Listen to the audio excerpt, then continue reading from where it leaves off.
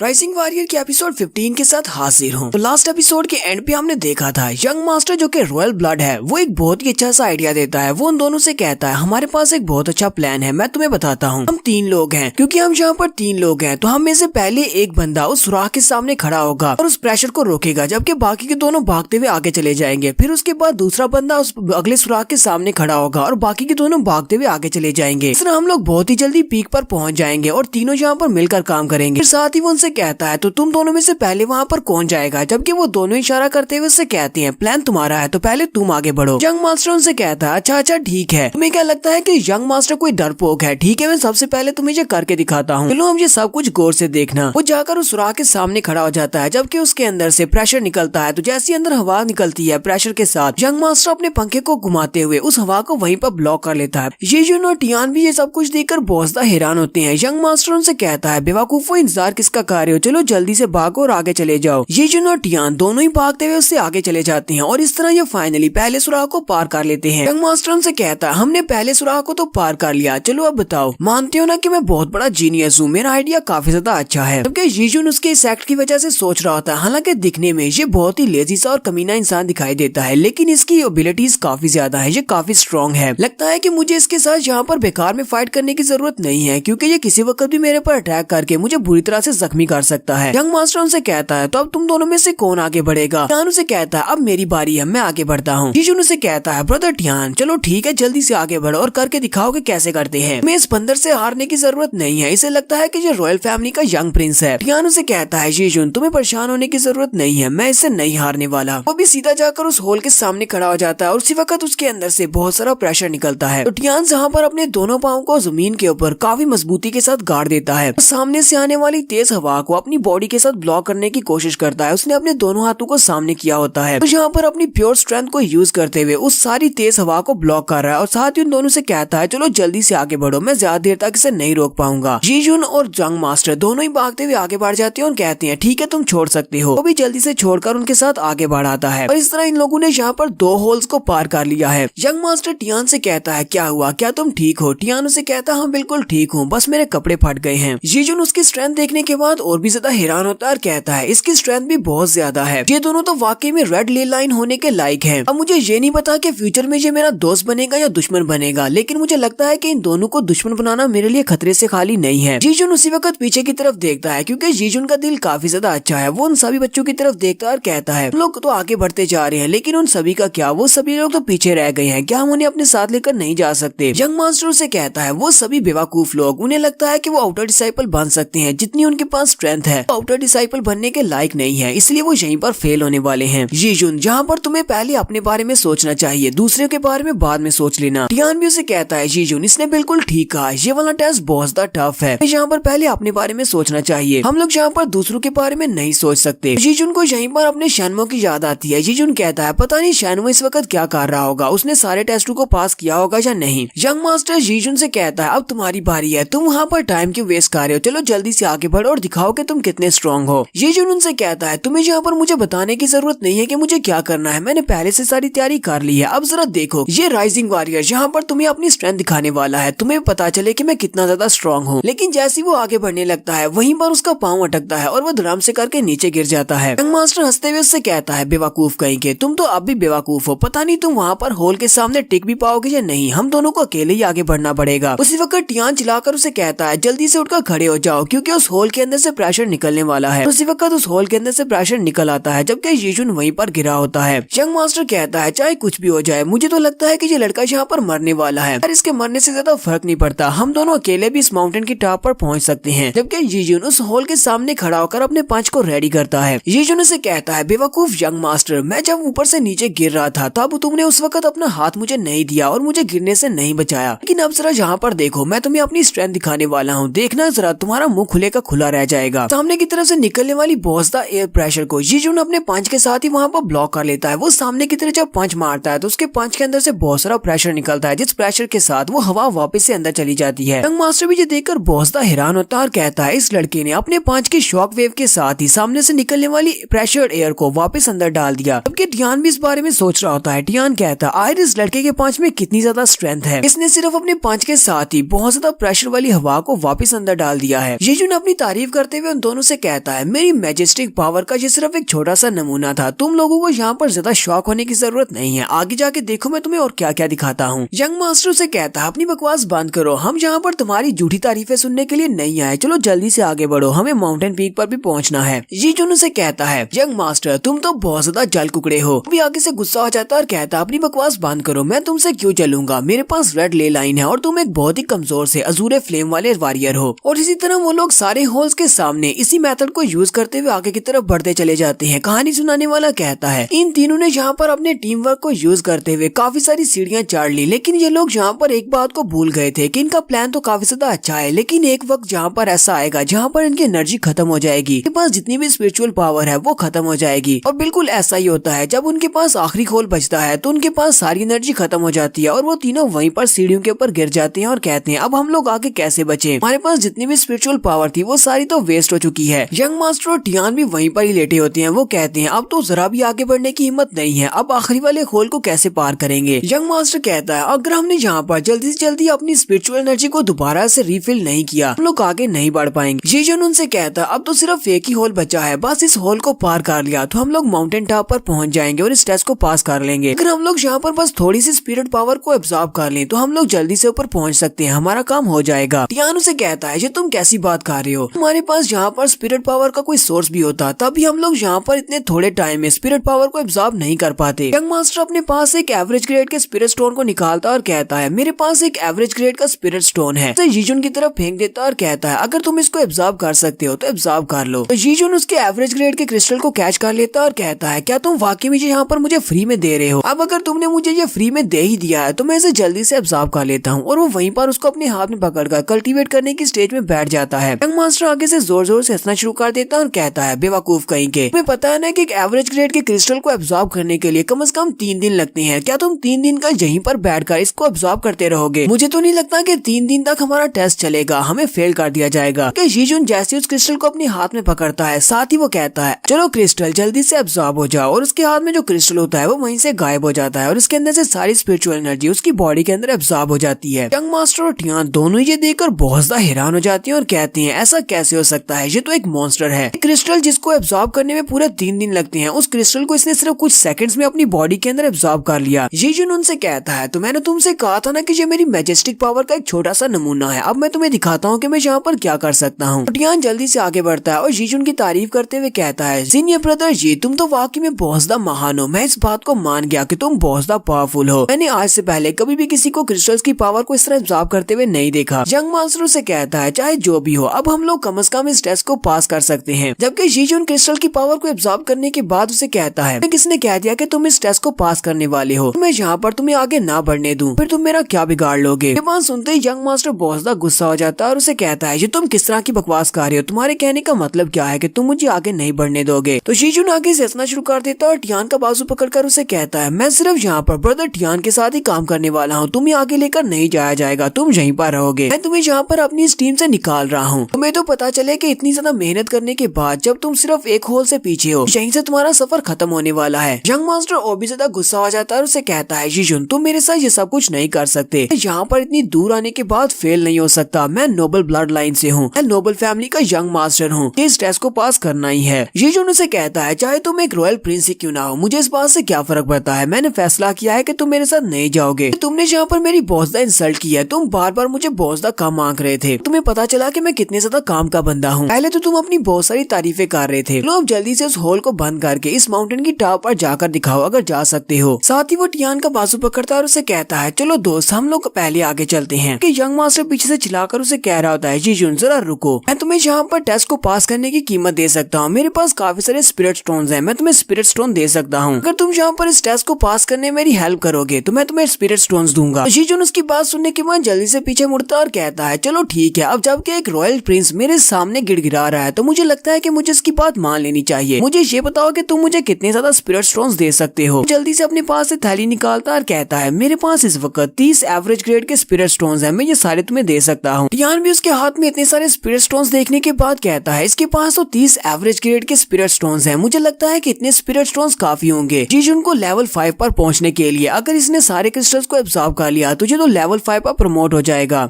जबकि जीजुन उसकी बात सुनने के बाद उसे कहता है बस तुम्हारे पास पास इतने ही हैं। तुमने तो कहा था कि तुम एक रॉयल प्रिंस हो और तुम जहाँ पर सिर्फ 30 क्रिस्टल्स देकर इस टेस्ट को पास करना चाहते हो, ये काम नहीं बनेगा। यंग मास्टर उसकी बात सुनने के बाद काफी गुस्सा हो जाता है और उससे कहता है चलो ठीक है, यहाँ पर तुम्हें टॉप ग्रेड के 4 स्पिरिट स्टोन्स और देने को तैयार हूँ। इन 30 एवरेज ग्रेड के साथ 4 टॉप ग्रेड के क्रिस्टल्स भी दूंगा। मुझे लगता है कि इतनी कीमत काफी रहेगी। जीजन उसकी बात सुनने के बाद कहता है ये तो वाकई में रॉयल फैमिली का मेंबर है, इसके पास तो टॉप ग्रेड के क्रिस्टल्स हैं जो कि बहुत ज्यादा एक्सपेंसिव हैं। अगर मैंने वाकई में इसके पास ये सारे क्रिस्टल्स ले लिए तो मैं तो बहुत ज्यादा अमीर हो जाऊंगा। और यहीं पर हम लोग अपनी एपिसोड 15 का एंड करेंगे। एपिसोड की एक्सप्लेनेशन अच्छी लगी हो तो कमेंट करके जरूर बताइएगा। चैनल को सब्सक्राइब कर दे, वीडियो को लाइक और शेयर कर दें। शुक्रिया।